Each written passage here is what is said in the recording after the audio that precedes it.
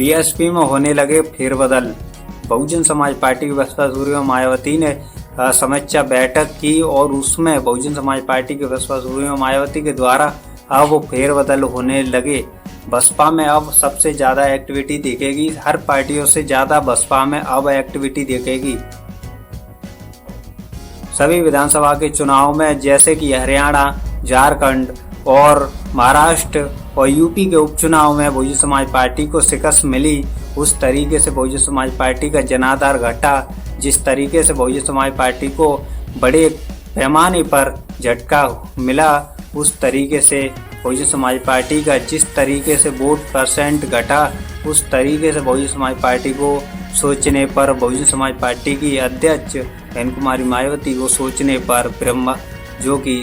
पर मजबूर होना पड़ा और बहुजन समाज पार्टी के बसपा सुप्रीमो मायावती ने अब समीक्षा बैठक बैठाई। उसमें बहुजन समाज पार्टी के द्वारा कुछ नए निर्देश दिए गए। आप देख रहे हैं राजनीति तंत्र, आपका बहुत बहुत स्वागत है। अभी तक आपने वीडियो लाइक नहीं किया तो वीडियो लाइक कर लें और आपने चैनल सब्सक्राइब नहीं किए तो चैनल सब्सक्राइब कर लें।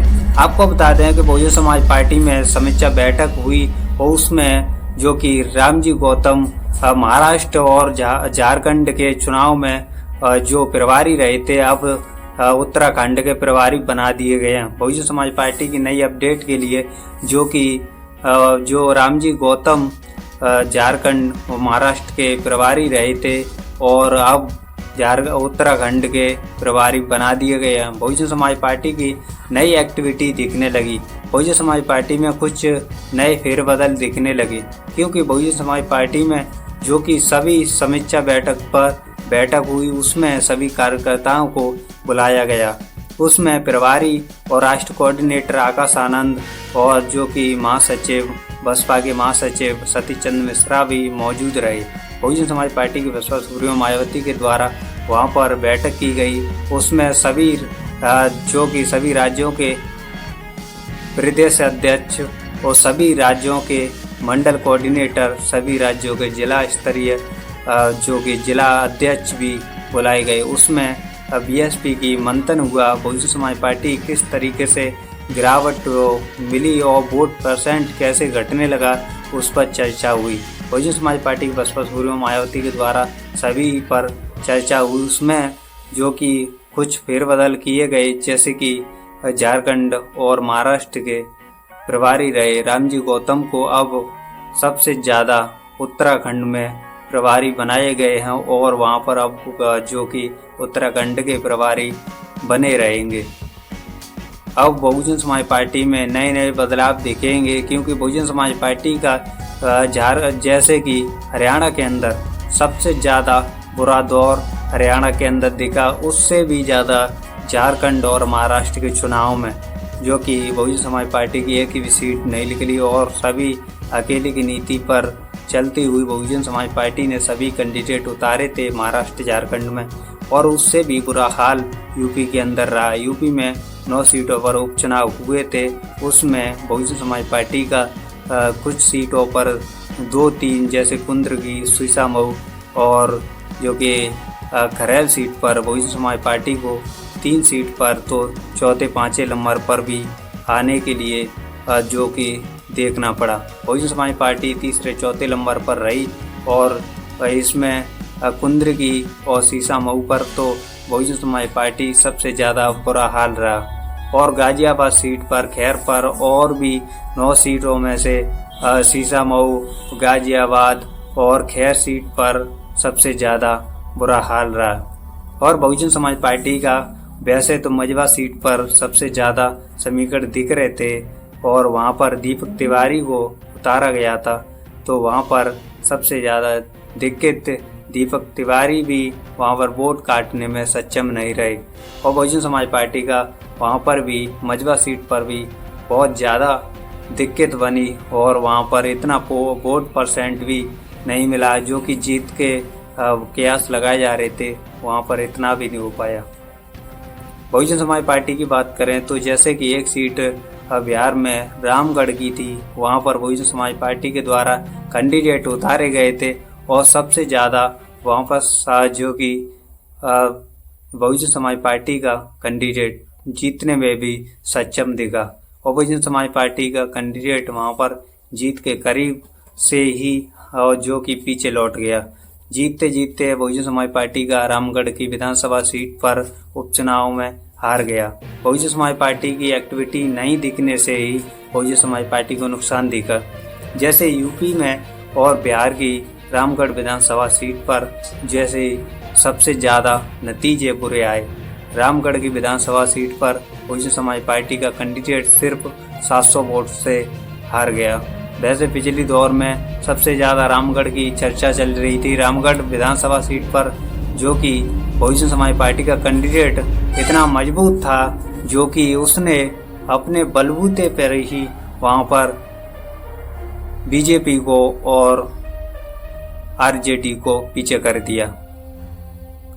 अब वहां पर बहुजन समाज पार्टी के द्वारा या राष्ट्र कोऑर्डिनेटर आकाश आनंद के द्वारा वहां पर प्रचार भी हो जाता और उसके द्वारा जैसे कि बसपा के राष्ट्र कोऑर्डिनेटर आकाश आनंद वहां पर थोड़े सी भी ताकत दे देते और जनसभा और वहां रैलियां हो जाती तो वो सीट तो निश्चित तरीके से जीत जाती। और यूपी में भी बहुजन समाज पार्टी की रैली जनसभा होती तो बहुजन समाज पार्टी जो कि फाइट में रहती कुछ सीटों पर और एक आध दो सीट जीत भी सकती थी। बहुजन समाज पार्टी का जिस तरीके से नुकसान होता दिख रहा है उस तरीके से बसपा सुप्रीमो मायावती के द्वारा सभी समीक्षा बैठक बैठाई गई और बहुजन समाज पार्टी के द्वारा निर्देश दिए गए कि अब बहुजन समाज पार्टी को सबसे ज़्यादा एक्टिव तरीके से राजनीति करनी होगी। बहुजन समाज पार्टी अब सबसे ज़्यादा जैसे कि बीजेपी से और समाजवादी पार्टी से यूपी में नई तरीके की रणनीति लाएगी 2027 में और उसी रणनीति पर बहुजन समाज पार्टी जीतेगी। वैसे तो खासकर माना जा रहा था उपचुनाव में कि समाजवादी पार्टी और बीजेपी की लड़ाई है और समाजवादी पार्टी और बीजेपी की लड़ाई में ही ये समाजवादी पार्टी को जिताने की कोशिश की जा रही थी और अखिलेश यादव का सबसे ज़्यादा रोल दिख रहा था। और संविधान की बात करते थे अखिलेश यादव और पीडीए की बात करते थे कि पीडीए के फॉर्मूले पर अखिलेश यादव जीत का परचम लहराना चाहते थे, लेकिन ऐसा नहीं दिखा क्योंकि अखिलेश यादव के द्वारा जो पीडीए के फॉर्मूले पर चलते अखिलेश यादव लोकसभा में तो कामयाब होते दिखे लेकिन वो धराशायी हो गया जो कि उपचुनाव में बीजेपी को कसक देने के लिए बीजेपी को हटाने के लिए अखिलेश यादव ने पीडीए के फॉर्मूले पर ही यूपी को उपचुनाव लड़े। उसमें बहुजन समाज पार्टी ने एंट्री की और समाजवादी पार्टी का खेल बिगड़ गया। समाजवादी पार्टी चाहती थी कि अपना वाह हो जाए और समाजवादी पार्टी के सभी कैंडिडेट जीतने के लिए ओवर कॉन्फिडेंस अखिलेश यादव को झेलना पड़ा। ओवर कॉन्फिडेंस में अखिलेश यादव चल रहे थे, उसकी मार और उसकी जनता की सबसे ज़्यादा रुख बीजेपी की तरफ जाकर और बहुजन समाज पार्टी के चुनाव में एंट्री होने से समाजवादी पार्टी का धराशायी सपना रह गया और अखिलेश यादव को सिर्फ 2 सीट ही मिल पाई जो कि सीसामऊ और उनकी परंपरागत जो कि खरैल सीट पर विधानसभा उपचुनाव हुए और उस पर भी और जैसे कि अखिलेश यादव के द्वारा सबसे ज़्यादा 1.25 लाख से जीतने वाली सीट 14,000 से ही जीत पाई।